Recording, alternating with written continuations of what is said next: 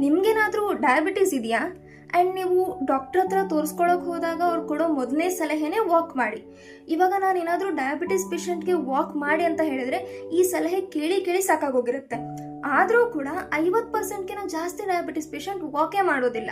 ಯಾಕಂದರೆ ಅವ್ರಿಗೆ ವಾಕ್ ಮಾಡೋದ್ರಿಂದ ಡಯಾಬಿಟೀಸ್ ಹೇಗೆ ಕಂಟ್ರೋಲಿಗೆ ಬರುತ್ತೆ ಅನ್ನೋ ವಿಷಯನೇ ಗೊತ್ತಿರಲ್ಲ. ನೀವೇನಾದರೂ ವಾಕ್ ಮಾಡ್ತಾ ಇಲ್ಲ ಅಂತಂದರೆ ಈ ವಿಡಿಯೋನ ಪೂರ್ತಿಯಾಗಿ ನೋಡಿ. ಈ ವಿಡಿಯೋ ಕೊನೆಯಲ್ಲಿ ನಿಮಗೆ ಬಹುಶಃ ಅನಿಸ್ಬೋದು ದಟ್ ವಾಕ್ ಮಾಡ್ಬೇಕು ನಾನು ಅಂತ. ಕಲ್ಪನೆ ಮಾಡ್ಕೊಳ್ಳಿ, ನಿಮ್ಮ ರಕ್ತನಾಳ ರೋಡ್ ಇದ್ದಂಗೆ ಅಂತಂದು, ಅದರಲ್ಲಿರೋ ಸಕ್ಕರೆ ಅಂಶ ಕಾರ್ ಇರೋ ಥರ. ಇವಾಗ ಎಲ್ಲ ಕಾರ್ಗಳು ಒಂದೇ ಸತಿಗೆ ಬಂದು ರೋಡ್ ಮೇಲೆ ನಿಂತರೆ ಅಲ್ಲಿ ಟ್ರಾಫಿಕ್ ಜಾಮ್ ಆಗುತ್ತೆ. ಆವಾಗ ಆ ಟ್ರಾಫಿಕ್ ಜಾಮ್ನ ಕ್ಲಿಯರ್ ಮಾಡೋದಕ್ಕೆ ಒಬ್ರು ಟ್ರಾಫಿಕ್ ಆಫೀಸರ್ ಬರ್ತಾರೆ.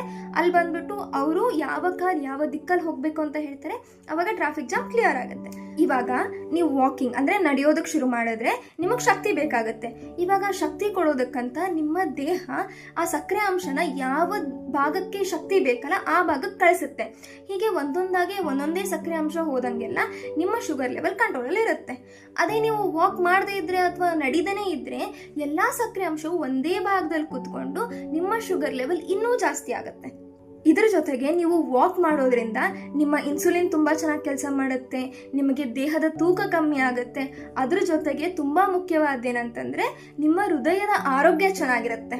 ನಿಮ್ಮ ಕುಟುಂಬದಲ್ಲಿ ಅಥವಾ ನಿಮ್ಮ ಸ್ನೇಹಿತರಲ್ಲಿ ಯಾರಾದರೂ ಡಯಾಬಿಟಿಸ್ ಇದ್ದೂ ಕೂಡ ವಾಕಿಂಗ್ ಮಾಡ್ತಾ ಇಲ್ಲ ಅಂತಂದರೆ ಅವರಿಗೆ ಈ ವಿಡಿಯೋನ ಶೇರ್ ಮಾಡಿ ಪ್ರತಿದಿನ 30ರಿಂದ 40 ನಿಮಿಷವಾದರೂ ವಾಕಿಂಗ್ ಮಾಡೋದಕ್ಕೆ ಹೇಳಿ. ನಾನು Anushree Manjunath Tullatti, final year Ayurveda student, studying in Shri Jagadguru Gavisiddeshwara Ayurvedic medical college, Koppal. ಮುಂದಿನ ವಿಡಿಯೋ ಅಲ್ಲಿ ಮತ್ತೆ ಭೇಟಿಯಾಗೋಣ.